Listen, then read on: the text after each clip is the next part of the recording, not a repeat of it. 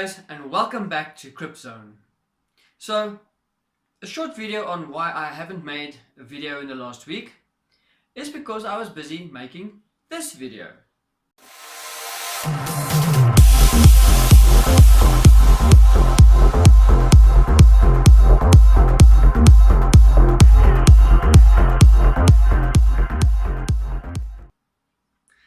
Now obviously it didn't take me the whole weekend just to do the intro.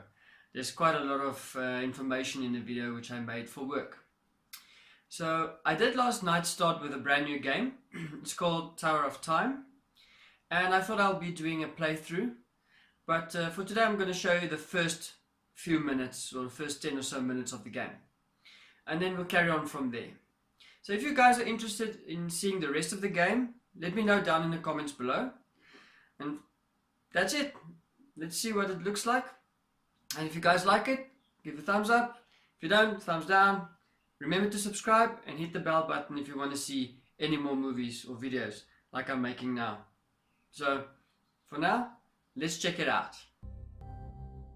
I will tell you my story. Our story. What is the reason, you ask? The story needs to be told. And if there is no one left to tell it, its meaning will be lost. Why now, you ask, when all lies shattered around us? Yes, you are right. But we are at the end of times, and when something ends, something else begins. So my story might yet live on in this world. They gave me different names. They called me the hero, the one who sacrificed everything to save the people and the land. They called me the destroyer, who betrayed the trust of all races and brought the end of times. I am both, and I am neither. I want you to hear me, see through my eyes, understand the reasons for the things I have done, and before I pass from this world, I need to be judged. I need you to judge me. Okay guys, so let's begin. If there's any external noises like the dogs barking that you can hear, I'm very sorry for that. It's unfortunately out of my control. It's not even my dogs. But since this is in my... Oh, and then of course the chair is creaking because I'm moving my ass up and down, so I'm sorry. There's nothing I can do about that. So let's continue the game then. Let's see what we have. So, like I said, I started playing this game last night. I actually did a, like I would say, real-time voiceover, but unfortunately the recording didn't go through. So, this is what I found last night. This is not what I expected, first of all. The game was, I thought would be like a Diablo style game, but it turned out that it was nothing like that. It's a very silent game. If you're not one for reading, then this game is not for you. There's a lot of reading in the game, and the whole fight mechanics and everything is totally different. Let's check it out. The first thing that I checked out here was the difficulty settings. If you can read what it says there, it is actually quite interesting how the game gets more difficult the higher you choose your difficulty. And what they say is so interesting about the creatures will do anything they can to stop you. You have to really think outside of the box, which is something different for me. It doesn't just make the creatures harder or more difficult to kill, but it also affects your strategy, the way you're thinking, the way you have to actually plan your attacks, which I think can be a challenge for some people. But since I'm a pussy and I basically mainly play games just to complete the storyline and to see what the game's about, I normally take normal. But for today, let's take easy. Let's just take an easy stroll through the game.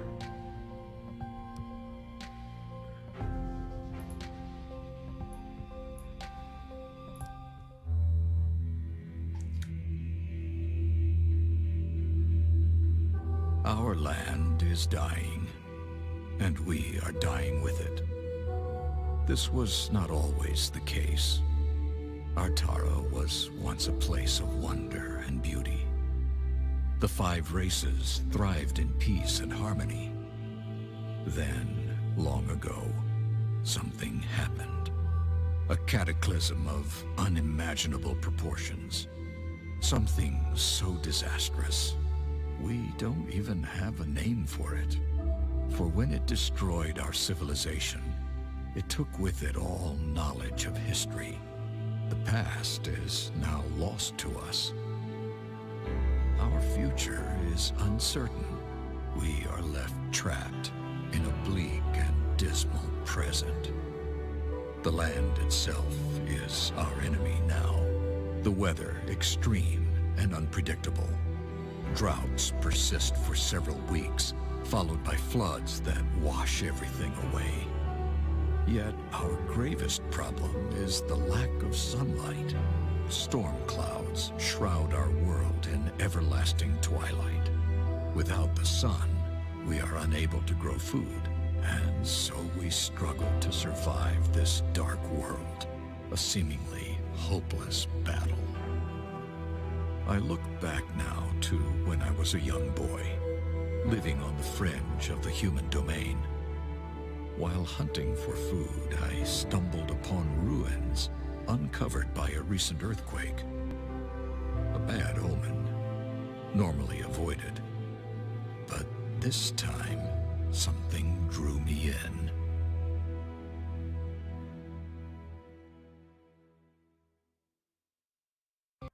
So I don't know how long should I leave this on the screen. I'm a slow reader, so it takes me some time to read. So I'm going to edit some of this out so that I don't bore you guys too much with a bunch of reading and whatever. I mean, you want to check out the game unless you want to read with me. Unfortunately, I didn't do a vocal reading, so you won't be able to read. So either you can read with, or you should just follow the story and I'll try and explain what's happening. So this is just the beginning. I'm checking out the place, reading the story. It tells about an earthquake that happened that basically opened up this tower, and I'm going to explore the tower now, and how in this age you are forbidden to actually check out old things, and you must not touch magic and so on.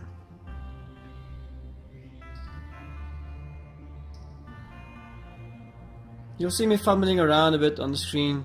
It's just how I was trying to figure out how the game worked, if there's anything that is lying around that I can loot, and just basically walking around.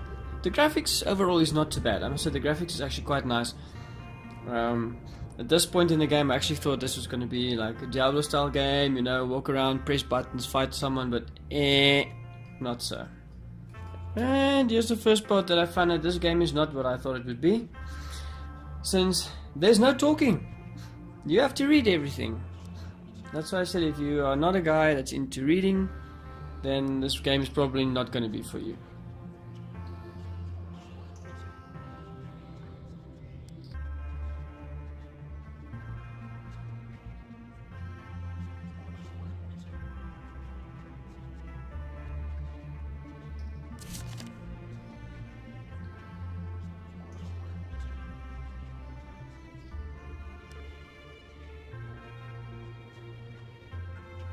I don't know what's worse. A game like this where you want to hear the action but there's nothing. You have to kind of imagine what they sound like and what's happening.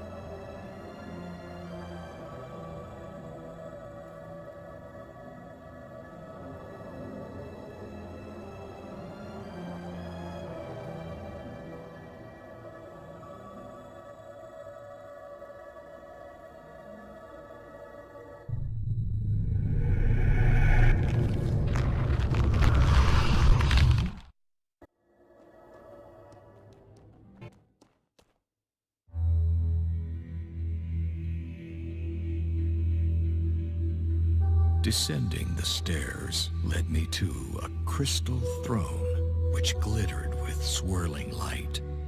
I felt strangely compelled to approach and sit. As I took my place upon it, a sudden torrent of light enveloped me. The illumination overwhelmed my senses.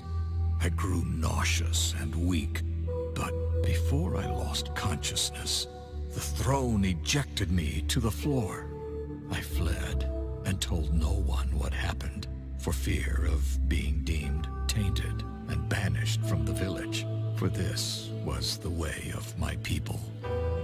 I tried to forget the experience, to convince myself it was my overactive imagination. But the visions that followed said otherwise. Every night, the nightmares came. Their torment highlighted my confusion, as each morning I remembered little, fragmented images, words which made no sense, nothing more. I would have thought myself mad, if not for the strange, incomprehensible symbols I often drew in the sand. Proof that forces beyond my understanding were at work. People in my vicinity kept their distance, and I think they feared me. Over time, they learned to tolerate my unusual nature. But I was always alone, left to brood and ponder my strange fate. One winter, it all came flooding back to me. I realized the crystal throne sat not at the bottom of some ancient ruins, but at the top of a construction incomprehensible in scale. That the ruins were not ruins of some lost city or ancient castle, but a single massive tower buried deep within the earth, and buried upside down. Some unexplainable force had lifted the construction into the sky, rotated it, and driven it into the ground. In that moment of clarity, I knew one thing above all others. I had to go back to that place, for the power within was the one thing that could save Artara. Years later, I found myself a commander in the last human kingdom's militia. The king, a just man and good friend, granted me a favor for my years of loyal service. I had but one request: a small force of men and resources to return to the village of my birth and explore the tower. Preoccupied by an eroding empire, the king held little interest in ancient ruins and towers. He did, however, see the reclaiming of a long-abandoned village on the border of an ever-shrinking kingdom as a boost to the people's morale. He gave me what I requested, and his blessing.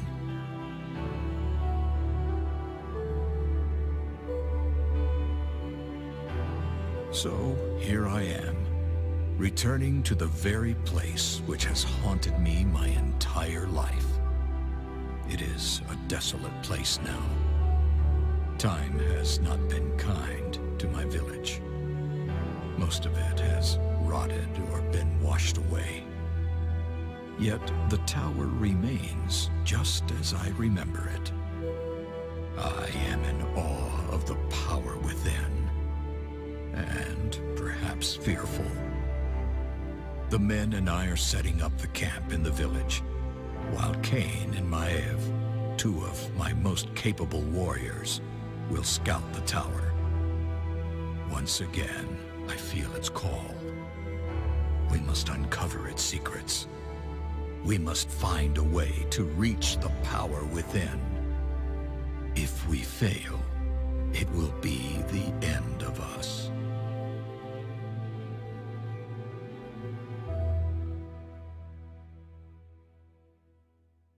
At this point in the game, I'm not even sure why it's going to be the end of them. You know, what's happening and everything is dying. And what is the actual point of the game? It's still a mystery at this point of the game, so probably have to play it further to see what's happening. And yes, a lot more reading. You are supposed to be the hero, the chosen one, but you send your lackeys out to do all the dirty work for you. So I'm not even sure if this is something that I actually like. I would have done, or would have liked to do everything myself. But as you can read here, he says, "Oh, you go ahead and do it yourself and go and clear the path," and all that bullshit while he's running away back to the village. So you actually fight with the champions, not even with the main character. Yet.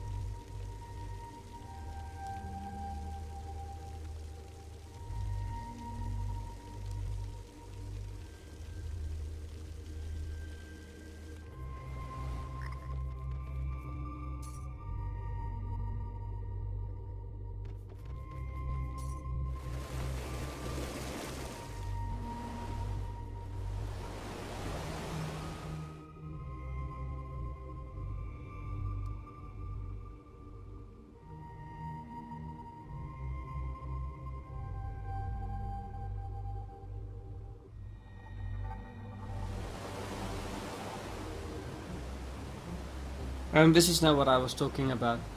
This isn't even a way of fighting, man. This is not. It's. I would like to go in, hit the button, smash and grab, and do whatever I need to do, like Diablo. But unfortunately, I thought at this point this is like a turn-based thing, but it's not. It's like magic. You've got cards that shows you the weaknesses and strength of every character. You have to actually plan your attack on how you want to attack each character. You can take some time and read through this whole mechanics, but this is not something that I'm used to, honestly.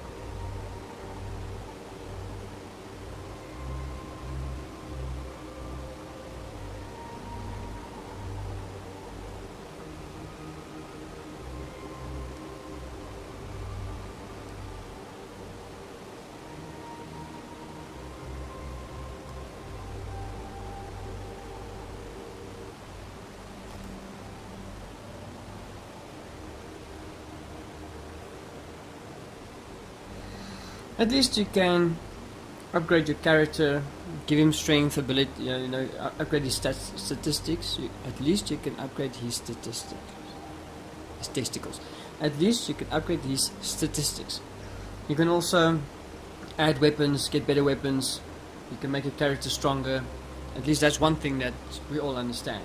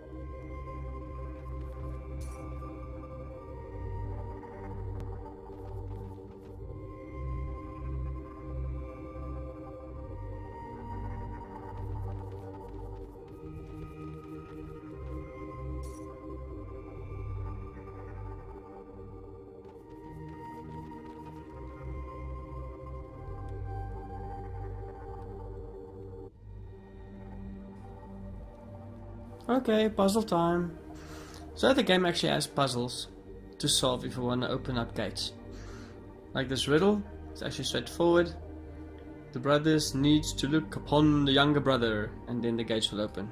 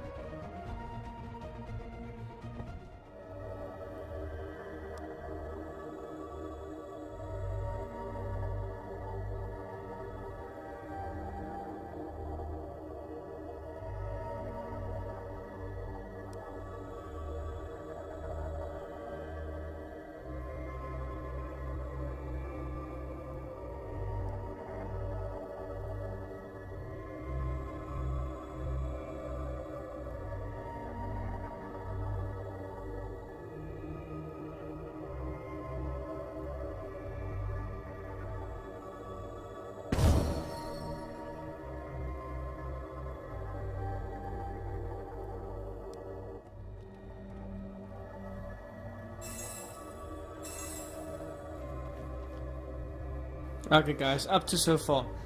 I'm sorry I had to actually fast forward most of the scenes because it was actually just me walking around picking up gold, and getting up to this point took more than an hour and a half. So to get this to fit into the movie, I kind of sped it up. At least now you get a general idea of what the game looks like, what it's about, how the game works. So for you guys who are interested in Tower of Time, check me out, see what it's like. I know a couple of people that's not going to be interested in playing like this, but I'll probably finish the game or play the game just to see how the story ends. So thanks very much for watching, and please check you out next time. Cheers.